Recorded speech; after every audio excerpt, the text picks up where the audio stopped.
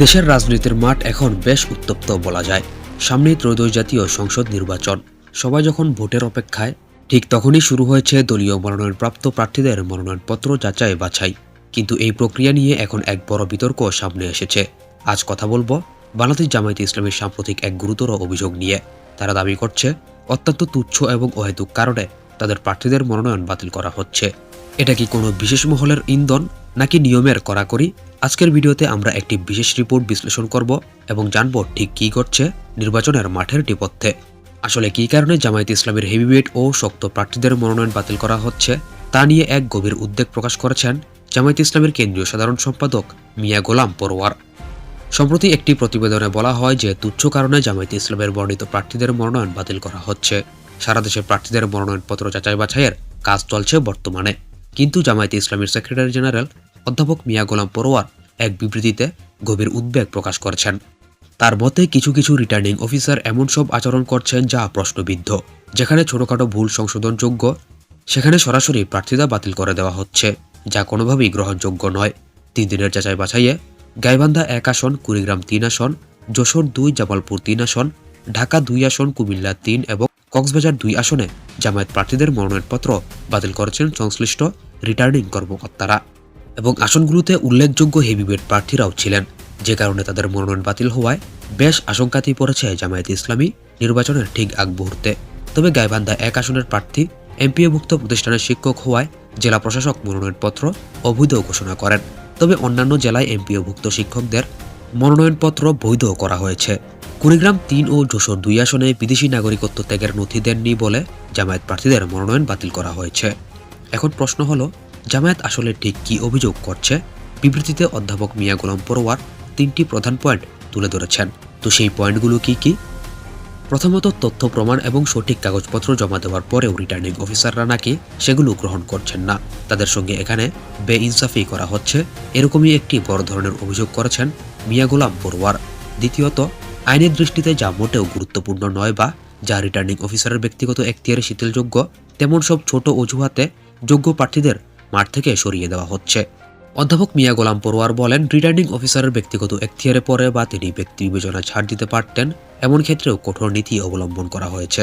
কোনো কোনো ক্ষেত্রে উদ্দেশ্যমূলকভাবে রিটার্নিং অফিসারদের বাড়াবাড়ি করার কারণে অনেক যোগ্য প্রার্থীর প্রার্থিতা বাতিল করা হয়েছে। প্রদত্ত তথ্য প্রমাণ কাগজপত্র দাখিল করার পরও উদ্দেশ্যমূলকভাবে প্রার্থিতা বাতিল করে দেওয়া মোটেও সমীচীন নয়।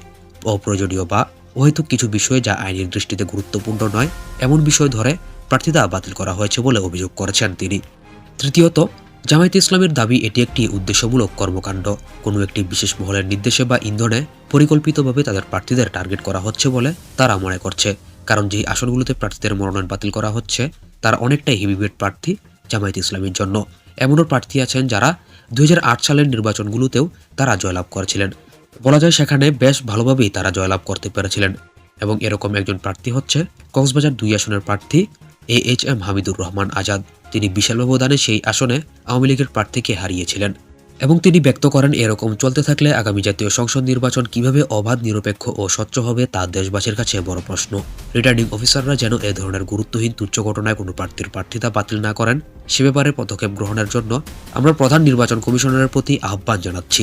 তুচ্ছ অজুহাতে যাদের প্রার্থিতা বাতিল করা হয়েছে তাদের প্রার্থিতা অবিলম্বে বৈধ ঘোষণার জন্য মিয়া গোলাম পরোয়ার নির্বাচন কমিশনের প্রতি আহ্বান জানান।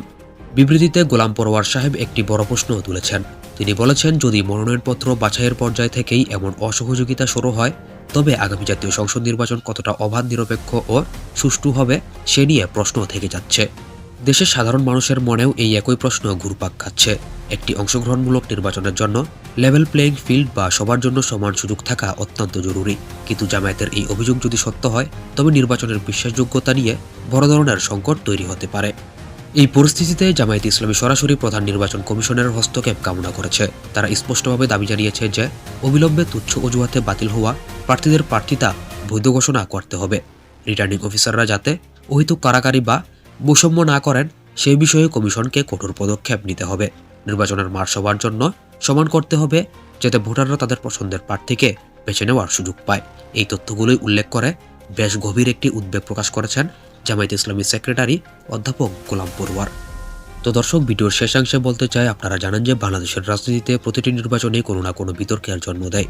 মনোনয়নপত্র বাতিল হওয়া নতুন কিছু নয়, কিন্তু যখন একটি দল দলগতভাবে অভিযোগ করে যে তাদের টার্গেট করা হচ্ছে নির্দিষ্টভাবে, তখন বিষয়টি রাজনৈতিকভাবে বেশ তাৎপর্যপূর্ণ হয়ে ওঠে। জামায়াত এই মুহূর্তে নির্বাচনের মাঠে তাদের অবস্থান শক্ত করতে চায়, আর এই মনোনয়ন বাতিল তাদের জন্য একটি বড় বাধা হয়ে দাঁড়িয়েছে। এখন দেখার বিষয়, নির্বাচন কমিশন এই অভিযোগগুলো কতটা গুরুত্বের সাথে নেয় এবং আপিল বিভাগে এই প্রার্থীরা তাদের প্রার্থিতা ফিরে পান কিনা। তবে একটি সুষ্ঠু নির্বাচন সফল করতে হলে সবার প্রথমে নিশ্চিত করতে হবে সবার অংশগ্রহণ। যদি আইনে কোনো গুরুতর ত্রুটি থাকে তবে বাতিল হওয়া স্বাভাবিক, কিন্তু যদি রাজনৈতিক উদ্দেশ্যে কাউকে বাদ দেওয়া হয় তবে তা খুবই দুঃখজনক বিষয়।